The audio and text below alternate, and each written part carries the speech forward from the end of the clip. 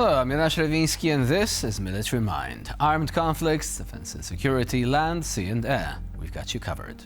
For yet another night, continuing a pattern that has lasted nearly 4 years, Russian forces launched a large-scale attack on Ukraine's energy infrastructure. Ukrainian authorities say Moscow fired nearly 300 drones, along with dozens of missiles of various types across the country.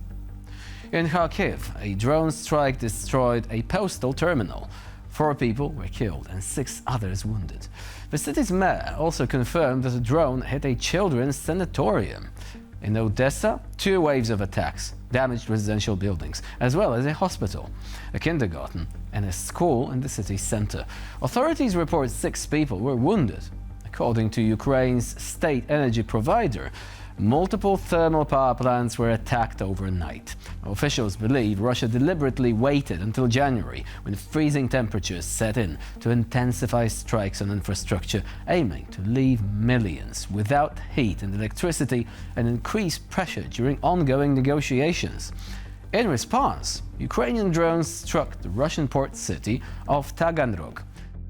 Independent Russian media report that the likely target was a facility producing components for drones, including Orion UAVs and FPV drones. Now, Ukrainian forces previously hit this site in June and in November 2025.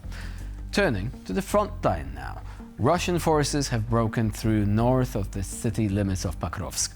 The Ukrainian analytical project Deep State reports the emergence of a salient pushing towards Rodinske, now extending beyond the city itself. Russian troops have also advanced and entrenched themselves near the village of Hryshinie, taking control of a key highway connecting Pokrovsk and Mirnograd from the west. According to Deep State's map, both cities are now entirely within a grey zone, meaning neither side has firm control. Another critical hotspot is Kostiantynivka. Fighting is already taking place inside the city, while a widening grey zone has formed around it in a semicircle. Russian forces are using the same small group infiltration tactics seen earlier in Pokrovsk, Mirnograd and Kupiansk. Since the beginning of the year, the grey zone around Kostiantynivka has expanded and stabilized, but conditions inside and around the city are steadily deteriorating. From the northeast and south, Russian positions are now less than 6 kilometers from the city limits. In addition, Russian forces strike Kostiantynivka daily with artillery and air power, including guided aerial bombs. Ukrainian analysts say this makes even entering the city a dangerous challenge for Ukrainian troops. According to Ukrainian military experts, the situation there is developing quite negatively for Ukraine's armed forces. Over the past few weeks, the Ukrainian Khartia unit has destroyed several Russian tanks along different parts of the front line. Now, combat operations were conducted in a comprehensive manner: reconnaissance, accurate target identification, and rapid destruction without giving the enemy a single chance of escape. Now, the loss of these tanks is not just the loss of several pieces of equipment, but it also means disrupted plans for an offensive and additional pressure on already exhausted logistics.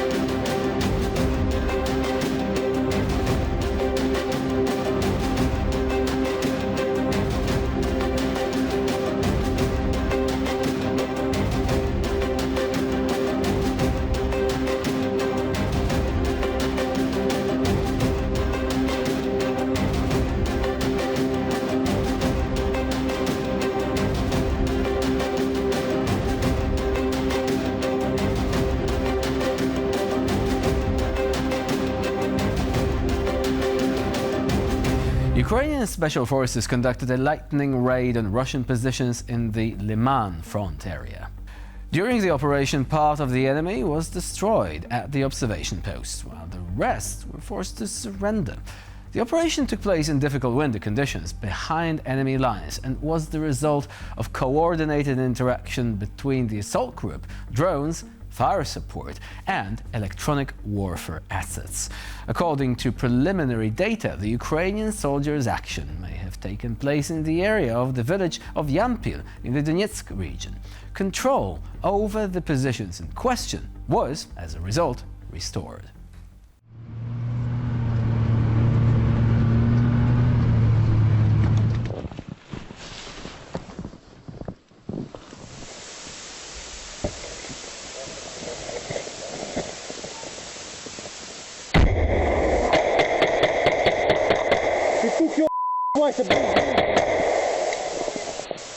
Стоп, назад! Заезжай! Выходи! Выходи давай! Вышел! Вышел быстро! Выходите! Понятно, парень.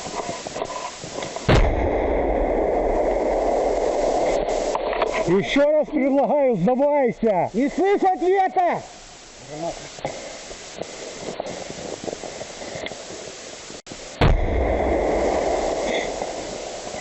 Не слышу ответа!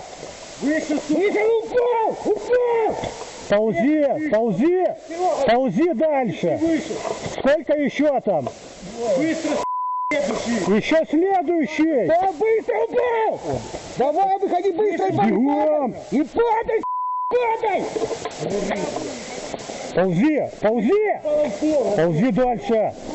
Ползи!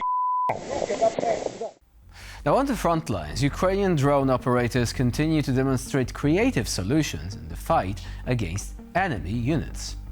One of the latest tricks is the use of FPV drones with a rope fishing rod attached to the drone itself. Now, this simple but effective design allows Ukrainian forces to intercept Russian copters and kamikaze drones, blocking their controls and forcing the enemy to lose equipment without expending any ammunition whatsoever.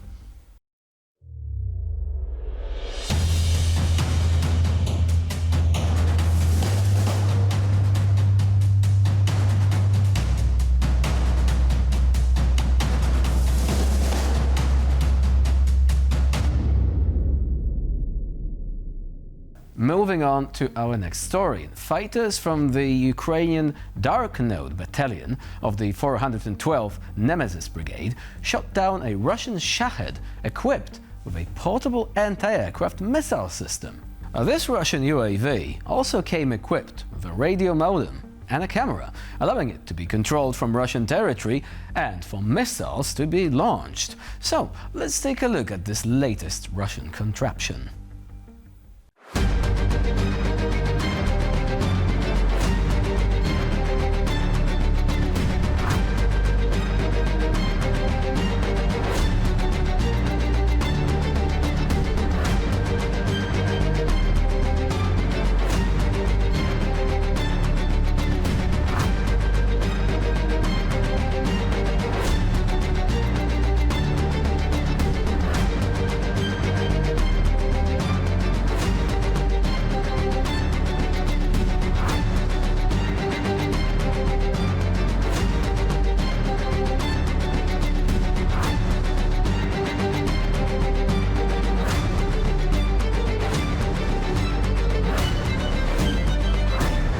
And with this, we conclude this edition of Military Mind. Stay with us here on TVP World for more latest news and updates.